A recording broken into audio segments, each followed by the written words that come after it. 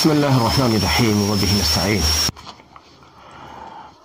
22واں segment حاضر خدمت ہے۔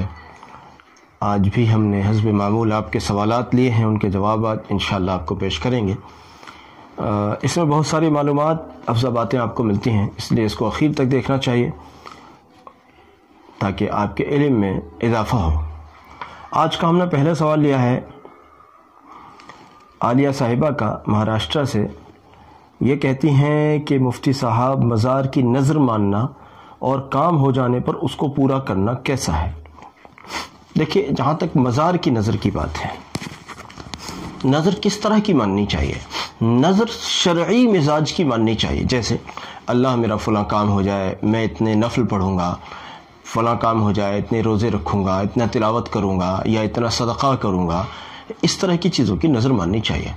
ان کے سوال کے مطابق لوگ نظر مانتے ہیں کہ مزار پر جا کر چادر چڑھاؤں گا، پھول چڑھاؤں گا، یا اور جانے اللہ جانے کیا کیا چڑھاؤں گا۔ اس طرح کی نظر درست نہیں ہے۔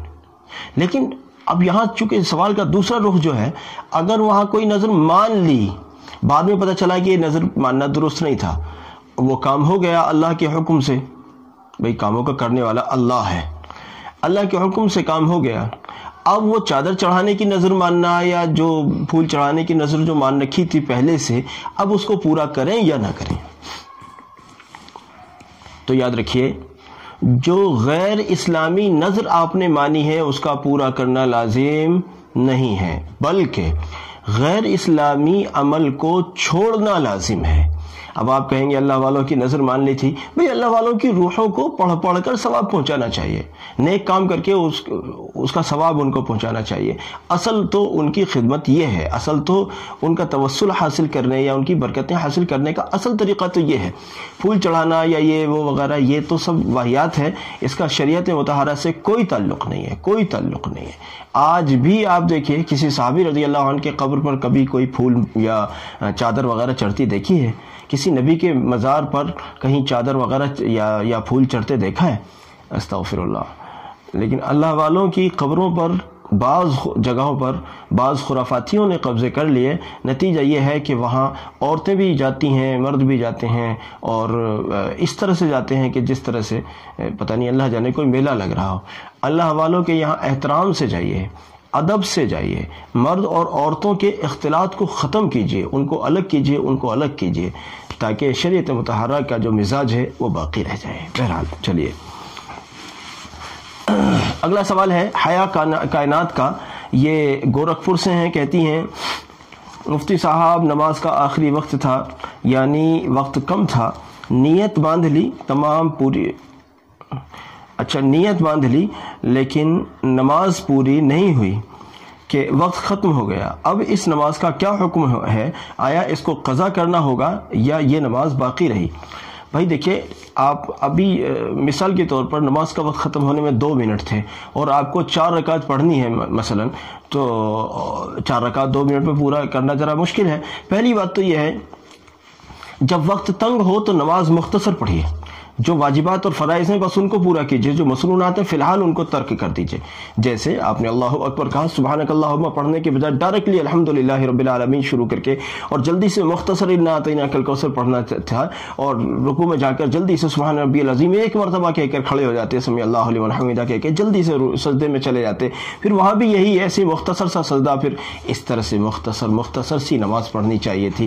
لیکن بھائی میں چلیے، علم نہ ہونے کی بنیاد پر اگر آپ جیسی بھی نماز پڑھ رہے تھے، مختصر پڑھ رہے تھے یا طویل، لیکن درمیان میں تھی ابھی آپ کی نماز کے وقت کے ختم ہونے کا وقت آ گیا،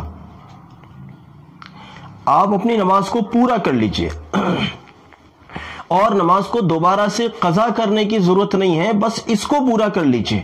یہ نماز آپ کی بہرحال وہ والی ادا تو نہیں رہی جو اصل وقت میں ہوتی ہے، لیکن بہرحال دوبارہ سے اس کو پڑھنے کی ضرورت یا دوبارہ سے اس کو قضا کرنے کی ضرورت نہیں ہے، بس اسی کو پورا کر لیجئے، یہ کافی ہے۔ تیسرا سوال ہم نے لیا ہے شاداب صاحب بلاسپور سے۔ یہ کہتے ہیں حضرت، میری اہلیہ دماغی مرض میں مبتلا ہیں، خوب علاج کرائے نفع نہیں ہو رہا ہے، کوئی روحانی علاج بتائیں تاکہ افاقہ ہو جائے۔ بھائی شاداب صاحب، ویسے تو تمام امراض کا، لیکن بطور خاص دماغی مرض کا بہترین علاج سورہ فاتحہ ہے۔ ایک طرف آپ جو بھی علاج معالجہ جو بھی آپ کر رہے ہیں ڈاکٹری لائن سے وہ کرتے رہیے، دوسری طرف آپ صدقہ دیجیے، اور تیسرے یہ کہ سورہ فاتحہ کثرت سے پڑھیے، کچھ دن کثرت سے پڑھیے، پھر 41 مرتبہ کو کافی کر لیجیے، 41 مرتبہ پڑھیں۔ اور اگر اس وقت مریض کی یہ حالت ہے کہ وہ خود پڑھ سکتی ہیں تو وہ خود پڑھیں اور پانی پر دم کر کے اس کو پئیں۔ لیکن اگر بفرض محال اگر خدا نخواستہ بیوی اس لائق نہیں ہے، اہلیہ اس مرض کے اعتبار سے اس لائق نہیں ہے کہ وہ خود پڑھ سکیں، تو فی الحال آپ ان کو پڑھ کر پلائیں۔ انشاءاللہ تعالی تھوڑے دنوں کے بعد آپ دیکھیں گے اللہ نے چاہا کہ ان کو ابھی تک سارے علاج کرانے کے بعد جتنا نفع نہیں ہوا، اس عمل میں انشاءاللہ اس سے زیادہ نفع ہوگا۔ صدقہ بھی دیجئے، سورہ فاتحہ کثرت سے پڑھیے اور ان کو دم کر کے پلائیں بھی۔ آپ خود بھی پی سکتے ہیں اس دم کیے ہوئے پانی کو، بچوں کو بھی پلا سکتے ہیں، کسی اور کو بھی پلا سکتے ہیں، اس میں اللہ نے شفا رکھی ہے۔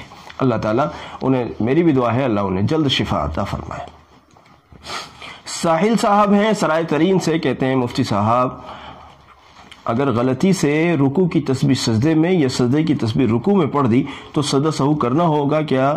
بھائی اگر غلطی سے سبحان ربی العظیم آپ نے جا کر سجدے میں پڑھ دیا یا رکوع میں جا کر سبحان ربی الاعلیٰ پڑھ دیا تو سجدہ سہو کرنے کی ضرورت نہیں پڑے گی۔ لیکن ایک بات اور بتاؤں، اگر آپ نے سبحان ربی العظیم پڑھا ہی نہیں یا سجدے میں جا کر سبحان ربی الاعلیٰ پڑھا ہی نہیں، اس وقت میں بھی نماز ہو جاتی ہے، لیکن جان بوجھ کر ایسا نہیں کرنا۔ بہرحال رکوع کی تسبیح سجدے میں یا سجدے کی تسبیح کو رکوع میں پڑھ لینے سے نماز فاسد نہیں ہوتی، نماز آپ کی درست ہے اور سجدہ سہو بھی کرنے کی ضرورت نہیں ہے۔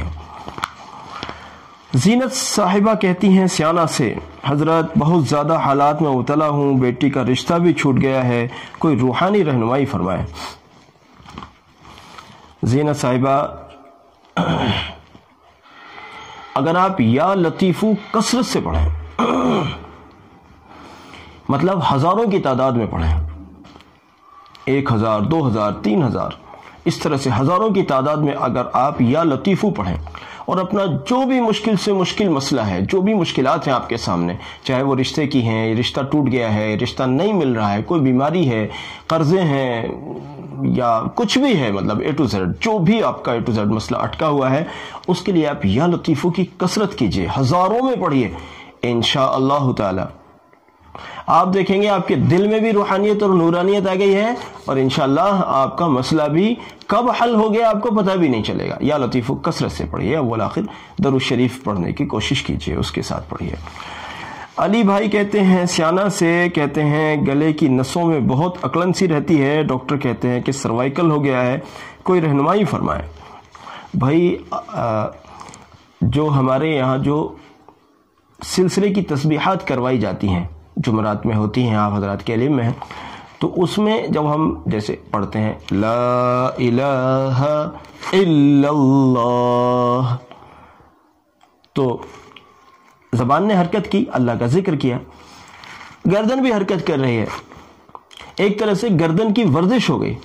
یقین جانیے انشاءاللہ جب یہ ورزش آپ کریں گے، ڈاکٹر بھی ورزش بتاتے ہیں، لیکن جب یہ والی ورزش آپ کرتے ہیں تو اس کا دوہرا فائدہ ہوتا ہے۔ جب آپ اللہ کا نام، اللہ کے نام کو اپنی زبان سے پکارتے ہیں تو آپ کا روحانی علاج بھی ہوتا ہے، گویا کہ آپ کی روح کی بھی مشق ہو گئی، آپ کی روح کی بھی اصلاح ہو گئی، اور آپ کی انشاءاللہ گردن کی بھی ورزش ہو گئی۔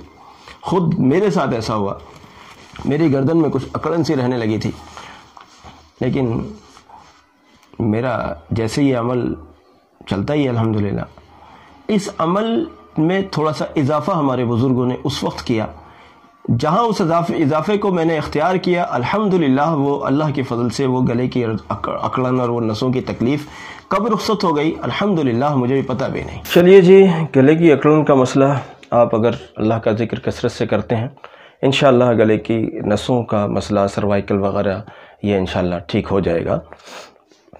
آخری سوال ہم نے لیا ہے دانش صاحب کا، یہ کہتے ہیں بچہ 1 ہفتے کا ہو گیا ہے اور وہ ماں کا دودھ نہیں پیتا۔ دانش صاحب، اس کے لیے آپ سورہ فاتحہ 11 مرتبہ پڑھ کر بچے کے اوپر بھی دم کریں اور اپنی بیگم کے بھی اوپر دم کریں. انشاءاللہ تعالی بچہ دودھ پینے لگے گا. بار بار اس عمل کو جاری کریں، اور اگر موقع ہو تو پانی پر بھی دم کریں اور بیگم کو پلائیں.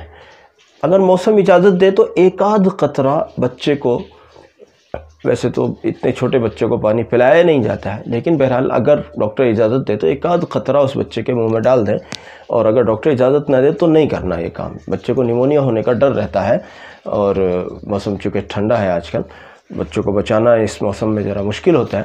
تو بہرحال اہلیہ کو پلائیں، اور چونکہ اہلیہ سے تعلق یعنی ماں سے تعلق ہوتا ہے بچے کا، بہرحال اہلیہ کو پلائیں، انشاءاللہ نفع ہوگا. جزاک اللہ. آج کے اس سیگمنٹ کو خوب کثرت سے شیئر کریں تاکہ امت تک دین کا پیغام آپ کے ذریعے سے پہنچے. جزاکم اللہ. السلام علیکم ورحمۃ اللہ.